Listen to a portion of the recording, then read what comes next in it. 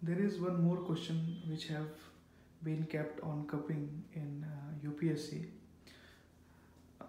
I have taken example of two such questions which came in UPSC. The question is on Chola administration, Chola local self-government, the how democratic were these Chola self-government were. So I have taken a question which came in 2004 and it says, show the administration system in India reached a very high level during Chola period, and Chola are said to have established strong administration with element of self-government at local level. Do you agree? Give reasons. In this, the basic content would be how well developed was the Chola administration, how they kept on developing. So you can start with that Chola political system maintained contact with cultivators. King was a complete authority, he was a whole authority who had a council of ministers. He kept on touring his areas and he was regarded as a god figure. He used various titles to show how grand the office of king was, how grand the king was, so that he could be respected by his subject. His idol was worshipped in temple also. Then there were officers. The high officers were Parandunam or Perandunam, and low officer were Srinu Dharam. This post was hereditary and they were paid not in form of cash but in form of land grants. We cannot differentiate between civil and military officers. There was a very low difference between civil and military officers. But whenever king called for assembly, each and every officer of Chola kingdom had to assemble with their horse, elephants, their swords or other sorts of war. Also, king led the army in time of war along with Yuvraj. Yuvraj would always be the eldest son. We see in Chola period extensive growth of craft and industry. Entire survey of land was to be taken and land was divided in different grades, and along with that tax of those the tax of those grade was made. Along other than the land tax, there were salt tax, custom tax and other tax also.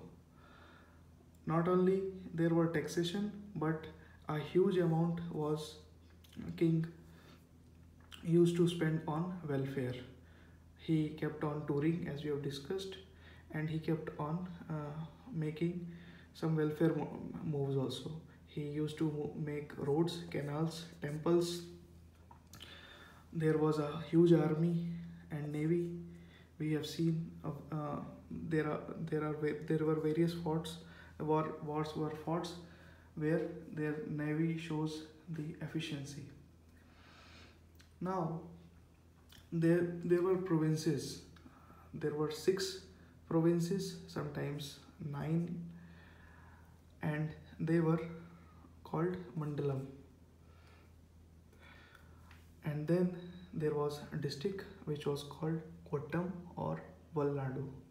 Then a sub-district which was called Nadu. And then a town or a large village which was called Kurrams. And then small villages which were also in form of 5 Kurrams. Viceroy used to head the Mandalam. He always 99% of the time would be from royal family and 1% a very trusted ally. Justice in the time of Chola period was a very different in what we have seen in Mughal way of justice or the other way of justice.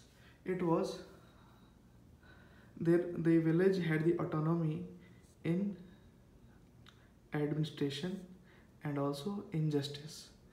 There were assemblies who made the justice and administration. Officers were like the observers here. They did not control the people, but they only observed them. Obviously, when crime were serious, king had to take the final steps. But more or less, justice was in the hand of local assemblies. Natyar, the assemblies were called Natyar when they were of Nadu, Nagartar when of merchant, Ur when of village. Here you can gain marks by writing about the Uttar Merur inscription, which tells us about the village assembly. Also there were Sabha or Mahasabha, which were of assemblies of Brahmans. Sometime also the Sabha and Mahasabha were of high class people. So this was the way the Chola administered themselves, and that is why they get prominence and they expanded their empire. Thank you. Stay tuned for more questions.